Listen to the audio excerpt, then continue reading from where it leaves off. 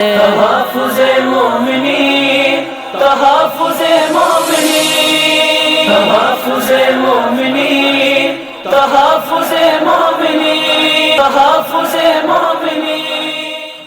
اعوذ باللہ من الشیطان الرجیم، بسم اللہ الرحمن الرحیم۔ میں ہوں آپ کا میزبان محمد واسع اور آپ دیکھ رہے ہیں ٹی ایم پی نیوز کی خصوصی رمضان نشریات حقیقت رمضان کریم۔ جیسا کہ ہمارا آپ سے وعدہ ہے کہ ہم آپ کے سامنے مسلسل حاضر ہو رہے ہیں خوبصورت علمی، ادبی اور خوبصورت قوم اور ملت کو خدمات انجام دینے والی شخصیات کے ساتھ۔ ایسے ہی آج ہمارے ساتھ بہت ہی عظیم شخصیت موجود ہیں، جناب خطیب ولایت امیر المومنین جناب علامہ علی طاہر کاظمی صاحب۔ السلام علیکم قبلہ۔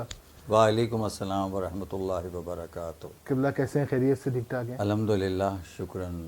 اچھا قبلہ، ہم نے آپ کو آج اس لیے مدعو کیا ہے یہاں پر کہ جیسا کہ ہماری رمضان ٹرانسمیشن کا عنوان ہے حقیقت رمضان کریم، جی، تو ہم آپ سے آج جاننا چاہیں گے کہ رمضان کریم کی اصل حقیقت کیا ہے؟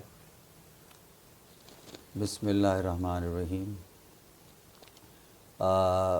آغاز رمضان ہے، ابتدائی ہم ہفتے میں ہیں اس کے، اور ایسا عظیم برکتوں والا مہینہ جس کے آمد پر اللہ کے رسول نے بھی اعلان کیا اور ہمارے مولا کائنات امیر المومنین اور ان کے مسلسل جتنے ائمہ تھے سب نے اس ماہ رمضان کی حقیقت کو، اس کے فلسفے کو ہمیشہ اجاگر کیا۔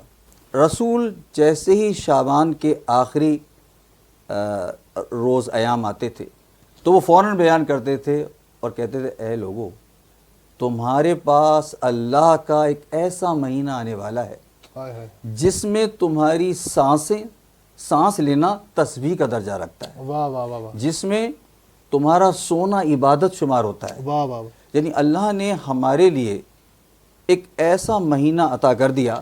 اب یہ کیسا مہینہ؟ اب ان سے پوچھتے ہیں امیر المومنین علی بن ابی طالب سے۔ اللہم صلی علی محمد و آل محمد وعجل فرجہ۔ خطیب منبر سلونی ہے اور کوفے سے خطبہ دے رہے ہیں، اور خطبہ دیتے ہوئے مولا کیا فرماتے ہیں؟ تم پر ایک ایسا مہینہ آ رہا ہے آہا، جو تمام مہینوں میں فضیلت رکھنے والا ہے۔ واہ، وہ کیسے فضیلت رکھنے والا ہے؟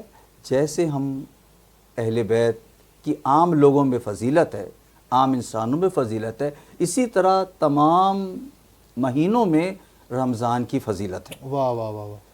اور یہ وہ مہینہ ہے کہ جس میں اللہ آسمان سے فضل و کرم کے دروازے کھول دیتا ہے، نیکیوں کو برساتا ہے، اور آگ کے دروازوں کو بند کر دیتا ہے۔ شیاطین اس مہینے میں قید ہو جاتے ہیں۔ اب یہ اللہ نے تمہیں یہ موقع دیا ہے کہ اس مہینے میں جو تم عبادت کرو گے تو وہ عبادت، اس کے ایک دن کی عبادت کئی دنوں کی عبادت سے، سال کی عبادت سے زیادہ ہے۔ اس کی ایک رات کی عبادت ساری رات کی عبادتوں سے زیادہ ہے۔ اور اب دو اہم ترین نقطے جو اس ماہ رمضان کے حوالے سے ہیں۔ بالکل۔ پہلا اس کا عظیم نقطہ یہ ہے کہ اللہ نے اپنی تمام کتب آسمانی کو اور صحیفوں کو ماہ رمضان میں نازل کیا، چاہے صحف ابراہیم ہو، چاہے توریت ہو، چاہے زبور ہو، چاہے انجیل ہو۔ واہ واہ۔ اور پھر اللہ نے اپنا کلام اور اپنا قرآن، قد جاؤکم من اللہ نور و کتاب مبین، اس نور اور اس کتاب کو اللہ نے اس ماہ رمضان میں نازل کیا۔ سبحان اللہ۔ یعنی اپنے پورے فلسفہ اسلام کو جو اللہ نے پیش کیا تو وہ ماہ رمضان میں پیش کیا، اور ماہ رمضان میں کب پیش کیا؟ لیلۃ القدر میں پیش کیا۔ سبحان اللہ قبلہ، بہت خوبصورت گفتگو کی ہے آپ نے حقیقت رمضان کے اوپر۔ قبلہ یہ بتائیے گا کہ جس طرح سے ہم لوگ اپنے رمضان کا روٹین کو جاری رکھتے ہیں، آپ کا بھی پرسنل زندگی ہے، پرسنل روٹین ہے رمضان کا، تو آپ اپنے رمضان میں اپنی مجالس کو اور اپنے گھر کو کس طرح ٹائم دیتے ہیں، کس طرح وقت گزارتے ہیں رمضان؟ میں اپنے ذاتی طور پر ان عبادتوں کے علاوہ کوشش یہ کرتا ہوں کہ اپنی رات کی عبادتیں اپنے گھر میں رکھوں، جیسا کہ ہمارے ائمہ کا حکم ہے، اور دن کا بیشتر حصہ میں اپنی مسجد اور امام بارگاہ میں گزارتا ہوں، اور تقریباً جب تھوڑا سورج طلوع ہو جاتا ہے تو ہمارے یہاں مدرسہ بھی ہے، اسکول بھی ہے، وہاں قرآن کی تعلیم بھی ہے، اور ہماری جو ٹیکنیکل یعنی کہ جو زندگی والی عام ایکیڈمک کوالیفیکیشن ہے اس کے لیے بھی ہم نے کلاس رومز بنائے ہوئے ہیں۔ یہ صبح یہ پہلا حصہ میں ظہر تک کا ایجوکیشن میں گزارتا ہوں، جی خاص طور پہ بچوں کے لیے۔ پھر ظہرین کے وقت ہوتا ہے تو وہاں جو آئے ہوئے ہمارے لوگ ہوتے ہیں ان کے ساتھ نماز ظہرین میں عطا کرتا ہوں۔ نماز ظہرین کے بعد ہم بارگاہ کے کچھ مسائل حل کرتے ہیں، اور جو کچھ لوگ ہمارے پاس کچھ اپنی ریکویسٹ لاتے ہیں، کمپلین لاتے ہیں، ان کے معاشی مسائل ہیں، ان کے گھریلو مسائل ہیں، اس کو ہم دیکھتے ہیں، اور پھر تھوڑی دیر کے بعد ہم کیونکہ دن جب ڈھل جاتا ہے تو جب نماز مغربین قریب ہوتی ہے تو پھر افطار کا اہتمام، اس کی کوارڈینیشن یہ سب ہوتی ہے، جی اور عام طور پر عشاء کی نماز کے بعد کوئی نہ کوئی پروگرام رکھتے ہیں ایسا جس میں کوئی ہم علوم دین پر گفتگو کریں، قرآن کی صحیح کوئی گفتگو کریں، صحیح اس طرح سے اس کو دن کو گزارتے ہیں۔ پھر رات کا حصہ اپنی عبادتوں میں، مجالس میں جانا، محافل میں جانا، افطار میں شرکت کرنا، یہ سب ساتھ ساتھ سب چیزیں چلتی رہتی ہیں۔ بالکل۔ اچھا، میں ناظرین کو بھی بتاتا چلوں کہ قبلہ جو ہے وہ مرکزی امام بارگاہ مہدی آخر الزماں علیہ السلام کے جو ہے وہ جنرل سیکرٹری بھی ہیں اور مینیجنگ ٹرسٹی بھی ہیں، تو اس کے اندر جیسے انہوں نے بتایا کہ اسکول کا، مدرسے کا انعقاد بھی ہے، اور رمضان میں بھی مختلف مجالس، درس قرآن اور بچوں کے لیے مدرسے کا قیام، یہ سب موجود ہے۔ تو اچھا، اس کے ساتھ ساتھ قبلہ مجھے پتہ چلا کہ آپ نے اپنی اس سے پہلے، اس فیلڈ میں آنے سے پہلے آپ کا تعلق جو ہے وہ ٹیکنیکل فیلڈ سے تھا، اور آپ نے ایئر کرافٹ انجینئرنگ سے آپ کا تعلق تھا، تو قبلہ اس کے بارے میں کچھ بتائیے گا۔ دیکھیں، یہ کہ شروع سے اگر آپ دیکھیں تو آدمی کو، اگر ہم معاشرے میں دیکھیں، اگر معاشرے میں ہم فنی مہارت حاصل کر لیں، ہمارے لوگ، ہمارے بچے آنے والے، ٹیکنیکل اگر ایجوکیشن لیں تو پھر ہمارے اکنامی کو گروتھ بھی ہوگا اور ہمارے معاشی مسائل بھی حل ہو گئے۔ بالکل۔ لیکن بدقسمتی سے ہمارے کلچر میں آفس ورک کو اہمیت دی گئی، جابس کو دی گئی، تو میری اپنی شروع سے یہ خواہش تھی کہ میں کوئی ایسا ٹیکنیکل کام کروں، تو اسی حساب سے میں نے اپنے آپ کے لیے پہلے میکینیکل انجینئرنگ کو پسند کیا۔ N E D engineering university سے میں نے گریجویشن کی میکینیکل انجینئرنگ میں، پھر میں نے as a project engineer Pakistan space and upper technology commission جو سپارکو ہے، اسے میں نے تقریباً لگ بھگ اباؤٹ 2 ایئرز میں نے کام کیا۔ اچھا۔ وہاں میں نے اسی طرح پاکستان کا جو پہلا سیٹلائٹ گیا ہے جو بعد میں لانچ ہوا ہے، اس کا میں نے انیشیل ٹیکنیکل ورک بھی کیا۔ واہ واہ۔ I was the quality assurance director of that satellite section.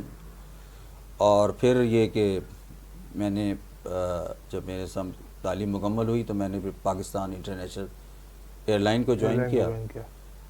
Power plant, پروپلجن، engine میری فوکل فیلڈ ہے میری، صحیح۔ اور اسی طرح میں نے مختلف ٹیکنیکلی اس میں نالج کی۔ لیکن مجھے بہت ہی، جس کو ایک بات کہتے ہیں، لیکن مجھے بہت شروع سے ہی مجلس سننے کا اور مجلس پڑھنے کا بہت زیادہ شوق تھا۔ بالکل۔ علامہ رشید ترابی کی نشتر پار کی مجالس میں چھوٹا سا پہنچا کرتا تھا۔ اچھا۔ میری والدہ عزا خانہ زہرا جاتی تھیں اس زمانے میں جب گھر ہوتا تھا ان کا، اور تو میں چھوٹا بچہ ان کے ساتھ مجلس سننے جاتا تھا۔ اچھا۔ جب میں گھر واپس آتا تھا تو جب میری والدہ بیٹھتی تھیں، میری والدہ ذاکرہ تھیں، اچھا۔ ہاں، تو میں ان کو پوری مجلس سنا دیا کرتا تھا۔ واہ واہ واہ۔ تو وہاں سے یہ میرے جو ماحول تھے خاندان کے، انہوں نے مجھے تھوڑا سا انکریج کیا کہ اس کی یہ فیلڈ ہے۔ تو پھر میں شروع میں نے نوح خانی بھی کی، سوس خانی بھی کی، میں اچھی سوس خانی کر لیتا ہوں، بہت اچھی۔ ماشاء اللہ ماشاء اللہ۔ تو ایک دفعہ میں سوس خانی کے لیے اپنے ایک کزن کے گھر گیا، یہ بات 1997 کی ہے۔ اچھا۔ تو فرش ازا بچھا ہوا تھا اور ساتھ میں ایک کرسی رکھی تھی جس پہ ایک کپڑا بھی ڈلا ہوا تھا۔ تو میرا کزن ہے وہ، شہزاد بھائی میرا، تو میں نے سوس خانی اس دن جب کری تو انہوں نے کہا جی آج آپ سوزخانی نہیں کریں گے، آپ بازو بنیں گے آج. اچھا. اور وہ ہمارے چچا تھے، انہوں نے سوزخانی کی، وہ سوزخان تھے بڑے. ہمارے چچا کاظم رضا عظیم المحسن صاحب کے شاگرد تھے، معشوق علی خان صاحب کے. جی جی. یہ جو بھی بستہ ہے اس میں ان کا بھی کلام ہے. اچھا. اچھا پھر اس دن کی بات ہے کہ اس نے جب میں نے کیا تو اس نے کہا کہ بھائی جان آپ جو ہے آج مجلس پڑھ دیں. بات ہے کہ میں بیٹھ گیا اور میں نے مجلس پڑھ دی. صحیح. تو وہی ہوا جیسے کہ حیدرآباد دکن میں جب نواب صاحب تقریر ختم کرتے تھے تو علامہ رشید ترابی بہت چھوٹے ہوتے تھے تو اس سارے نوکروں کو جمع کر کے وہ تقریر سناتے تھے. تو کچھ ہمارے ساتھ بھی ایسے ہی ہوا. تو میں بھی تھا، ہم جیسے یہ بوتراب امام بارگاہ عرفان رابطی صاحب مجلس پڑھتے تھے تو میں نیچے سے کبھی کبھی پانی پلانے کے لیے بیٹھ جایا کرتا تھا. تو رات بھر نیند نہیں آتی تھی مجھے کہ بھئی عرفان صاحب نے جو پانی پلایا. ایک دفعہ یہی ہم بوتراب امام بارگاہ میں ہمارا بہت آنا جانا تھا. ایک دفعہ عقیل ترابی صاحب مجلس پڑھ رہے تھے. صحیح. عقیل ترابی صاحب نے مجلس ختم کی اور وہ ایرانی قہوہ ان کے آگے رکھا ہوا تھا. اچھا. اب میں صرف ایسے ہی ان کو دیکھ رہا تھا. مجھے بہت شوق تھا ذاکرین کو دیکھنے کا، ان کو ہاتھ ملانے کا. چھوٹا سا تھا، جب میں علامہ رشید ترابی سے ہاتھ ملایا تو پورے دن اپنے ہاتھ کو ہی چومتا رہا. واہ واہ واہ. ہاں. تو عقیل ترابی نے مجھے اشارہ کیا اور مجھے وہ قہوہ پلایا. اچھا. تو بس اس کے بعد تو ہمارے کیا کہنے تھے کہ بھئی کتنا شاید انہی کا علم دیا ہوا ہو کیا ہو. تو اس طرح سے میں آہستہ آہستہ جب میں اپنی پروفیشنل لائف میں تھا تو میں اس امام بارگاہ آخر زمان کا اشرا پڑھتا تھا اور وہ اسی تک محدود تھا. تو یہ میں کرتا رہا. اب یہ ریسنٹلی میں کیونکہ وہاں سے میں نے وائنڈ اپ کر لیا ہے اور اسی دوران میں نے اپنی ایک کنسلٹنٹ فرم بھی کام کر لی ہے، کنسلٹنٹ انجینئرنگ کی، جو میرا ذریعہ معاش ہے. ماشاءاللہ ماشاءاللہ. ازا جو ہے یہ مجالس میرا ذریعہ معاش نہیں ہے. اچھا ہاں یہ قبلہ، خدمت ہے میری. یہ بہت خوبصورت چیز یاد آئی مجھے کہ میں نے لوگوں سے سنا ہے کہ آپ کوئی ہدیہ نہیں لیتے مجالس کا. ہم تو بھائی اس کو عبادت سمجھتے ہیں، عبادت سمجھ کے کرتے ہیں اور عزاداری کو ایسی عبادت سمجھتے ہیں کہ دوسری جو عبادتیں ہیں اس میں تو وضو خراب ہو یا کوئی ماحول ٹھیک نہ ہو، یہ تو صرف دل کی اگر وضو ہے تو یہ عبادت ہے. تو میں نہ صرف میں اتنا زیادہ اپنے آپ کو عزاداری سے میں محسوس سمجھتا ہوں، اس میں ڈوبا ہوا کہ کسی طرح بھی عزاداری ہو تو میں اس کو پروموٹ کرتا ہوں، چاہے میں خود پڑھوں چاہے میں کسی سے پڑھواؤں. یہ نہیں کہ مجھے پڑھنے کا شوق، مجھے مجلس سے سننے کا بھی شوق ہے.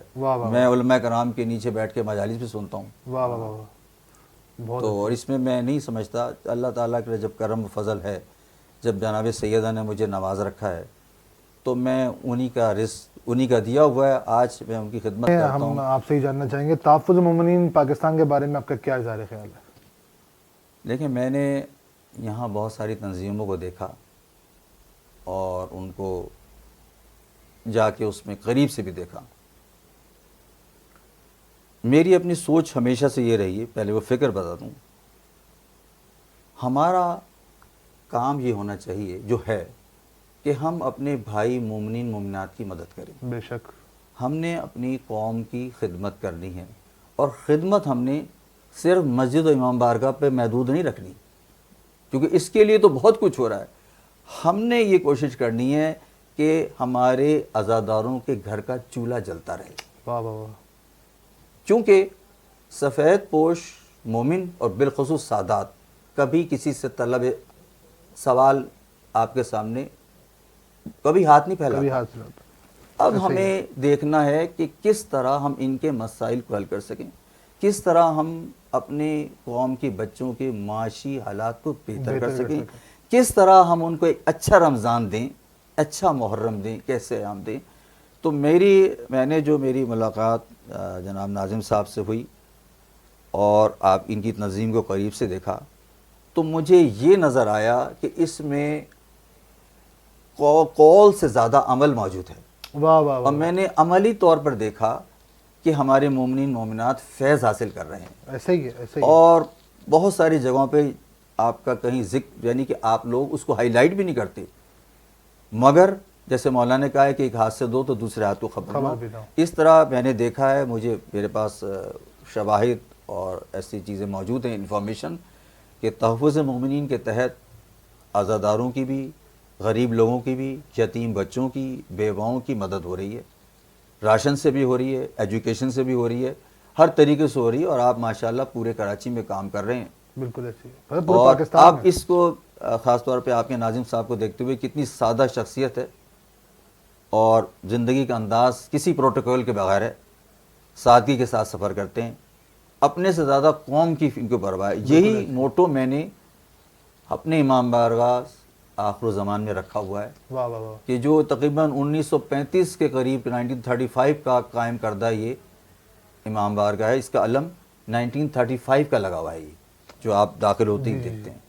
تو اب ہم یہاں پر بھی یہ کر رہے ہیں کہ اس ٹرسٹ کو فعال کریں, اور جس میں یقیناً آپ لوگوں کی, آپ کی مرکزی کونسل کی, آپ کے چیئرمین کی, اور ہمیں سرپرستی, رہنمائی, گائیڈ لائن چاہیے ہوگی. انشاءاللہ. زیادہ تر ہمیں مورل سپورٹ چاہیے انشاءاللہ. کہ آپ اپنے تجربے سے ہماری طرف دیکھیں, انشاءاللہ. اور ہم یہاں سے یہ کہیں گے کہ کس طرح ہم اپنے بچوں کو اچھی تعلیم دیں, ٹیکنیکل بھی دیں, یعنی کہ جو اکیڈمک ہے وہ بھی دیں اور مذہبی بھی دیں, اور ساتھ ساتھ ہم ان کے لیے سب سے زیادہ ذریعہ معاش تیار کریں.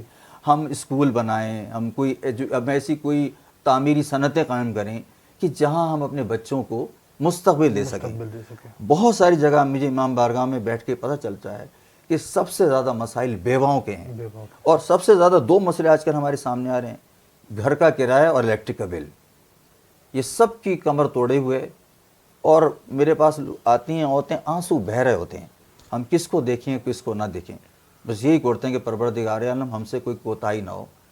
تو بس یہ جو کام میں کرتا ہوں وہ یہ سمجھ کے کرتا ہوں کہ میرا امام صاحب العصر والزمان میرا والی ہے, میرا ولی ہے, اور مجھے دیکھ رہا ہے. تو میں کام بھی اس طرح کرتا ہوں کہ وہ مجھے دیکھ رہے ہیں, اور جب میرا کام کہیں رکتا ہے تو میں علم جاتا ہوں, غازی سے کہتا ہوں, اور غازی سے کہتا ہوں میری سفارش کر دو امام زمانہ سے, کیونکہ حضرت عباس علیہ السلام کا امام زمانہ سے بہت گہرا تعلق ہے. اور سب سے بڑا تعلق کیا ہے کہ وہ بھی پانی والے, وہ بھی پانی والے. واہ واہ واہ واہ واہ واہ. پانی طواف کر رہا ہے ذریعہ اقدس ابو الفضل عباس کا, اور وہ پانی جہاں مملکت اسلامیہ امام علی مقام کی مملکت ہے, اس بھی پانی کے چاروں طرف ہے. ہمارے امام کا قیام بھی جس مقام پہ چاروں طرف پانی ہی پانی ہے. تو یہ پانی, ہمارا کام بھی یہی کہ کربلا والوں کی پیاس کے صدقے میں ہم نے ہر ایک کو کی پیاس کو بجھانا ہے اور پانی پلانا ہے. بالکل بالکل بالکل. قبلہ بہت شکریہ جب کا تشریف لانے کا, ہماری نشریات میں حاضر ہونے کا. جیسا کہ ناظرین آپ کو پتہ ہے کہ ہماری رمضان ٹرانسمیشن جاری ہے, اور ایسے ہی ہمارے سامنے, ہم آپ کے سامنے روزانہ لا رہے ہیں علمی, ادبی اور سماجی قوم و ملت کی خدمات انجام دینے والی شخصیات کو. ایسے ہی ہمارے ساتھ جڑے رہیے گا, ہمارے چینل کو سبسکرائب کیجیے گا. السلام علیکم ورحمۃ اللہ. زور نہ ہو مومن کوئی, بدحال نہ ہو یہ اہل عزا, ہم دیں گے تحفظ ملت کو, یہ عزم کیا اور سوچ لیا. دیکھے گا زمانہ سارا, دیکھے گا زمانہ سارا, ایک ایسی ریت چلائی ہے ہم نے.